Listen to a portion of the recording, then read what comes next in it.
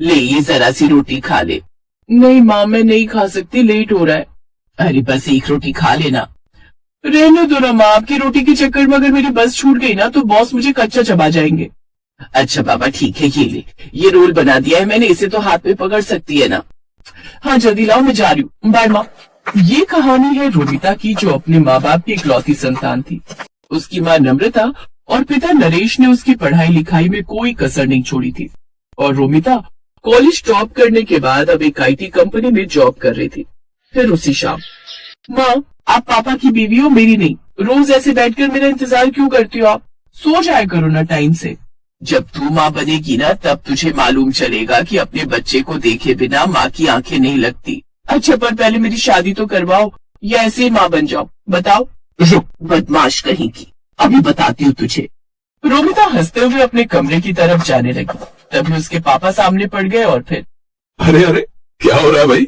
कुछ नहीं पापा, मैंने माँ से कहा कि मेरा हलवा खाने का मन है, तो देखो ना माँ मुझे मारने आ रही है। क्या नम्रता, हलवाई तो मांग रही है, बना दो ना उसके लिए, इसमें इतना गुस्सा करने की क्या बात है? रोमिता अपने परिवार की जान थी। वक्त ऐसे ही हंसते खेलते गुजर रहा था और फिर एक दिन, नम्रता जरा इधर आओ। क्या हुआ जी? अरे वो लखनऊ वाले मौसा जी है ना? हाँ हाँ, क्या हुआ उन्हें? उन्हें कुछ नहीं हुआ, उनका फोन आया था, रोमिता के लिए एक रिश्ता बताया।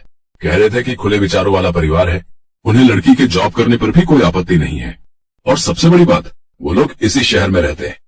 अरे वाह, ये तो बहुत अच्छा रहेगा। क्या अच्छा रहेगा माँ? मुझे नहीं करनी शादी वादी। क्यों भाई, क्यों नहीं करनी शादी तुम्हें? मैं चली जाऊंगी तो आप दोनों का ख्याल कौन रखेगा? तुम रखोगी और कौन रखेगा? अभी तो हमारे हाथ पैर चल रहे हैं, जब हम बूढ़े हो जाएं तो हमसे मिलने आती रहना, और क्या। नहीं पापा, पता नहीं कैसे होंगे वो ससुराल वाले, मुझे कहीं नहीं जाना। ऐसा नहीं कहते पगली, बिटिया तो पराया धन होती है, एक न एक दिन तो उसे ससुराल जाना ही पड़ता है। और पता है जिस जगह से रिश्ता आया है ना, उन्हें तेरे जॉब करने से कोई दिक्कत नहीं है, और तो और वो भी इसी शहर में रहते हैं, तो तुझे जॉब बदलनी भी नहीं पड़ेगी। अब बताओ, अब इससे बढ़कर और क्या चाहिए? रोमिता भी यही चाहती थी कि शादी के बाद भी वो जॉब करती रहे, तो काफी मान मनोबल के बाद उसने इस रिश्ते के लिए हाँ कर दी। और कुछ दिन बाद रोमिता शादी करके रंजीत के घर आ गई। रंजीत एक फैक्ट्री में मैनेजर था। घर में उसके माँ पिता और एक बहन थी जिसकी शादी अभी नहीं हुई थी।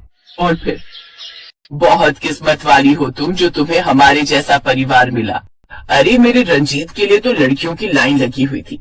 अब वैसे ये बताओ, तुम कहाँ जॉब करती हो? मतलब कि तुम्हारा ऑफिस कितना दूर है यहाँ से? मम्मी मैं नेस्टेक कंपनी में सॉफ्टवेयर इंजीनियर हूँ, मेरा ऑफिस यहाँ से ज्यादा दूर नहीं है। अच्छा अच्छा, मेरा रंजीत तो हर महीने 30,000 रुपए कमाता है। वैसे तुम्हारी तनख्वाह कितनी है? 10-15 हजार तो मिल जाते हैं कि नहीं? मम्मी जी सब कट कटा के करीब 40,000 आ जाते हैं। इतना सुनते ही कमला चुप हो गई। रोमिता के जवाब ने उसका घमंड तोड़ दिया था। वो आगे कुछ न कह सकी और वहां से चली गई। लेकिन रोमिता को इस बात का एहसास नहीं हुआ कि जाने अनजाने में ही सही, पर उसने अपनी सास की ढंग से बेइज्जती कर दी थी। फिर अगले दिन रोमिता सुबह जल्दी उठी और अपना टिफिन पैक करने लगी। ठीक उसी वक्त कमला वहां आई और बोली, अरे बहू इतनी सुबह तैयार होकर कहाँ जा रही हो? मम्मी जी शादी के लिए बस कल तक की लीव मिली थी मुझे, तो आज से मुझे ऑफिस जाना होगा। अच्छा, और लौटूगी कब तक? शाम को 6-7 बजे तक। ये कहकर रोमिता वहां से निकल गई। सच ये था कि कमला रोमिता की जॉब से बहुत ज्यादा खुश नहीं थी, लेकिन आता हुआ पैसा किसे बुरा लगता है, इसलिए वो चुप थी। लेकिन उस दिन शाम को रोमिता को घर आने में थोड़ी देर हो गई, लेकिन आते ही वो सीधा खाना बनाने में जुट गई। उसके बाद उसने सारी बर्तन धोए और फिर, कल से थोड़ा पहले घर आ जाना बहू, ठीक है? अब तुम्हारी शादी हो गई है तो घर की जिम्मेदारियां भी तो है। अब हर रोज सारा खाना मैं अकेले तो नहीं बनाऊंगी इस उम्र में, है ना? जी माँ जी। कमला रोमिता को सुनाकर वहां से चली गई। वो अगली सुबह जल्दी उठी और ढेर सारा खाना बनाकर ऑफिस चली गई। फिर उसी शाम, ये खाना तो तुमने सुबह बनाया था ना? हाँ मम्मी जी, क्यों पसंद नहीं आया क्या आपको? नहीं नहीं ठीक है। उस दिन तो कमला ने रोमिता से कुछ नहीं कहा, लेकिन कमला को ये बात हजम नहीं हो रही थी कि रोमिता क्यों इतनी आसानी से सब मैनेज कर ले रही है। फिर एक दिन कमला ने कलेश फैलाने की ठान ही ली और उसी शाम, देखो बहू, मैंने और रंजीत के पापा ने बहुत कोशिश की मगर हम इतना एडजस्ट नहीं कर पाएंगे। इन्हें गरम खाना खाने की आदत है समझी, तो कल से शाम का खाना शाम को ही बनाना, समझी?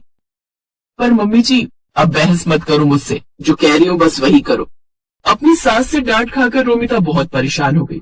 उसे समझ में नहीं आ रहा था कि वो ऑफिस के साथ साथ घर का काम कैसे मैनेज करे। इस चक्कर में वो ऑफिस में भी परेशान रहने लगी। फिर अगले दिन, मम्मी जी, मुझे आपसे कुछ बात करनी थी। हाँ बोलो, क्या बात है? वो मैंने रिजाइन कर दिया है, अब कल से मैं ऑफिस नहीं जाऊंगी। अरे पर ऐसा क्यों किया तुमने? क्योंकि ये सब एक साथ मुझसे हो नहीं पा रहा था मम्मी जी। ऑफिस के चक्कर में मैं आप लोगों का ख्याल नहीं रख पा रही थी। अच्छा ठीक है, फिर अब जाओ, जाकर मेरे लिए चाय बना दो। अजीब बात यह थी कि जो कमला हमेशा यही चाहती थी कि रोमिता जॉब छोड़ दे, अब वो उसके जॉब छोड़ने पर भी परेशान थी। लेकिन उसने अपनी परेशानी रोमिता के सामने जाहिर नहीं की। उधर अब रोमिता जल्दी जल्दी काम निपटाकर अच्छे से आराम करती।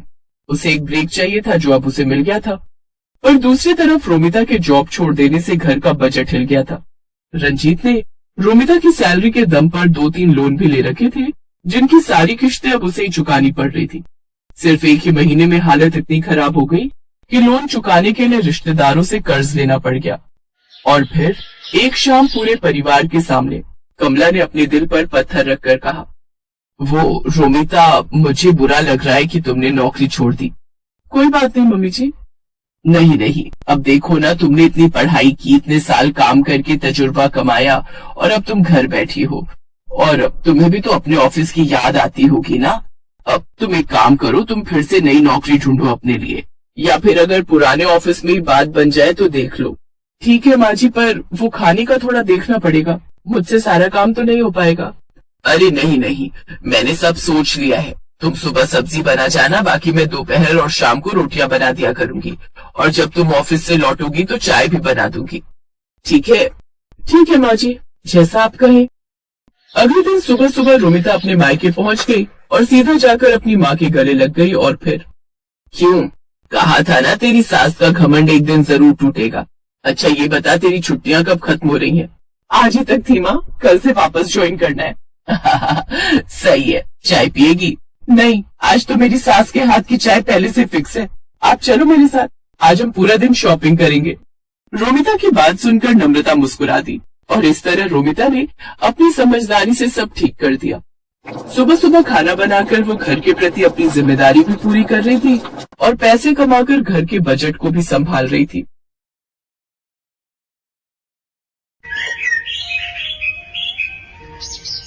सुजाता देवी के 3 बेटे और 3 बहुएं थी। 2 बहुएं रेखा और उमा अमीर घर से आई थी, जबकि सबसे छोटी बहू कोमल गरीब घर की थी।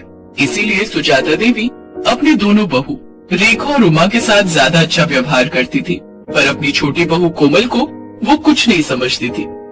इसीलिए रेखा और उमा भी अपनी देवरानी कोमल की हर समय इंसल्ट ही करती रहती थी। माँ जी देखिए ना, कोमल तो बिल्कुल गरीबों वाली हरकतें करती है। दाल में घी ऐसे डाला है मानो उबली हुई दाल ही हो बिना तड़के की। और रोटी तो देखिए माँ जी, रोटी में घी भी नहीं लगाया, सूखी रोटी आगे रख दी। कोमल इधर आ, मैं तुझे अभी बताती हूँ। अरे तू गरीब घर से आई है तो तू हमें भी गरीब समझने लगी है क्या? जब घर में किसी चीज की कोई कमी नहीं है तो तू इतनी कंजूसी क्यों करती है? हाँ, आज तूने खाने में देसी घी क्यों नहीं डाला? माँ जी देसी घी खत्म हो गया है, जो था वो मैंने यूज कर लिया। माँ जी अभी 2 दिन पहले ही तो देसी घी आया था, इतनी जल्दी इसने खत्म भी कर दिया। कहीं ये देसी घी खुद तो नहीं खा जाती, क्योंकि इसने मायके में तो कभी देसी घी खाया ही नहीं होगा। नहीं माँ जी, घी तो रखा था, पर कल रेखा भाभी और उमा भाभी ने मुझे पिन्नियां बनाने के लिए बोला था, तो सारा घी पिन्नियां बनाने में ही लग गया। अरे अब तू मेरी बहुओं के खाने पर भी नजर लगाएगी? तेरी इतनी हिम्मत? अरे तू गरीब घर की है, इसीलिए तू ऐसी हरकतें करती है। चल जा यहाँ से। रेखा बहू, लाला को फोन कर दे, नौकर के हाथ 5 किलो देसी घी भिजवा देंगे। कोमल रोती हुई रसोई में चली जाती है। उससे अक्सर ही ऐसे अपमान सहने पड़ते थे। नया साल आने वाला था, घर में नए साल की पार्टी की तैयारी चल रही थी। रेखा और उमा दोनों ने ही अपने मायके वालों को नए साल की पार्टी के लिए इनवाइट किया हुआ था, बस कोमल के ही मायके वाले रह गए थे।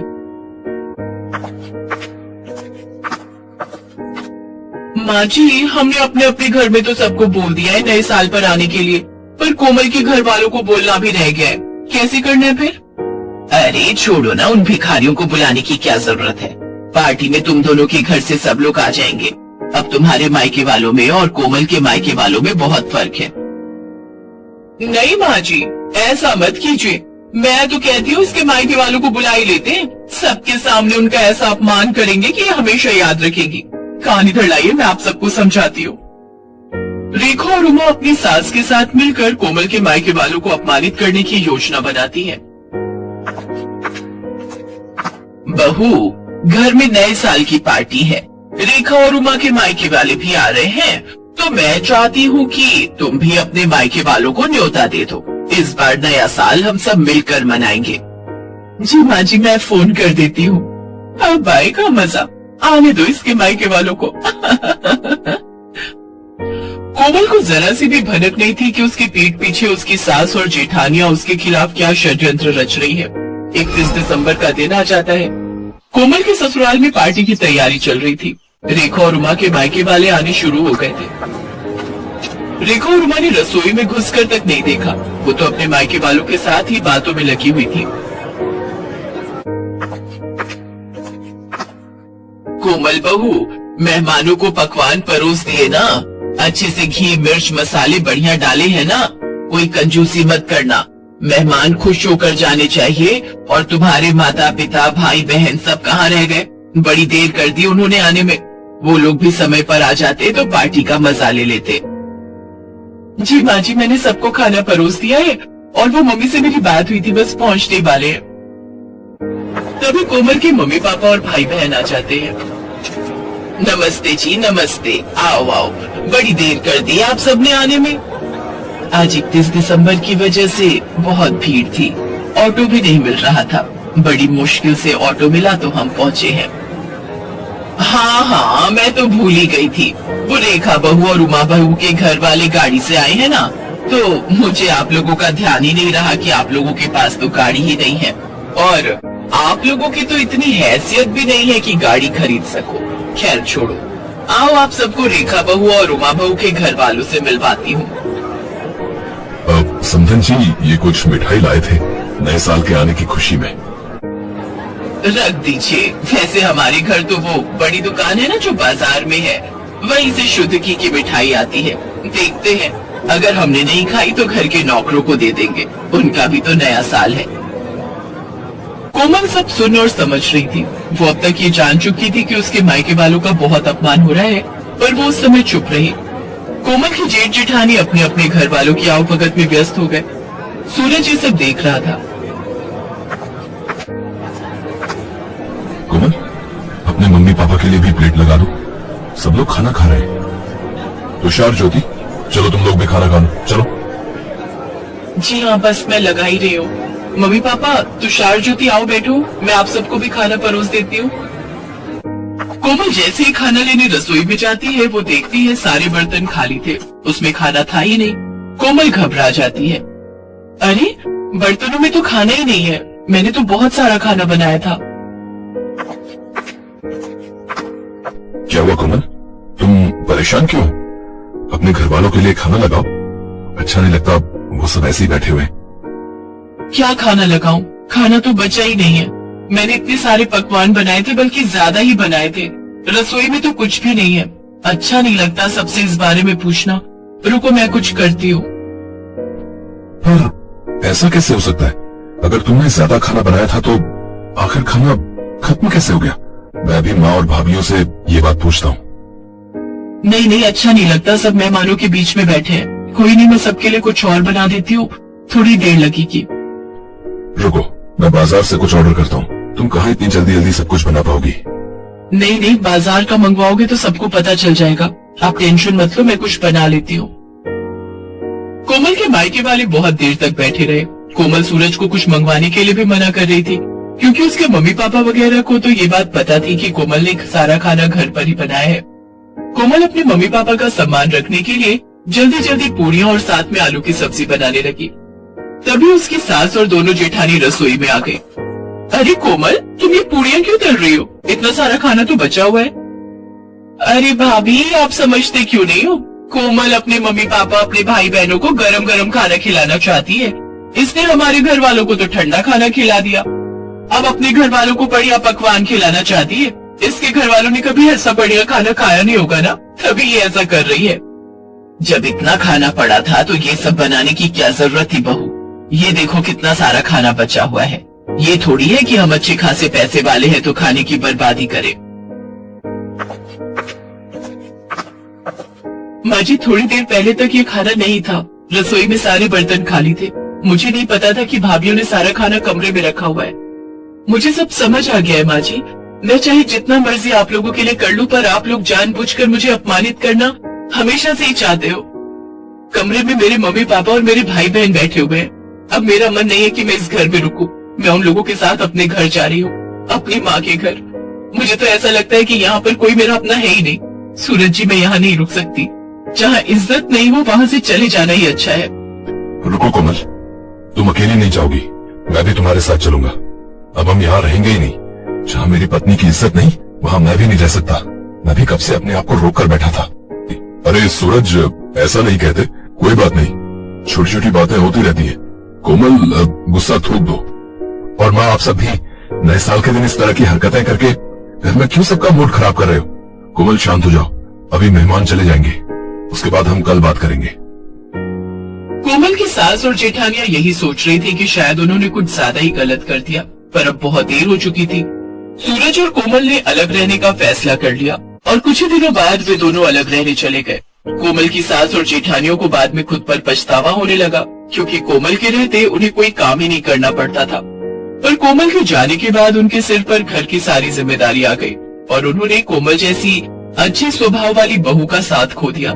कोमल अपने पति सूरज के साथ अपने छोटे से घर में सुकून से नए साल में नई जिंदगी की शुरुआत करती है।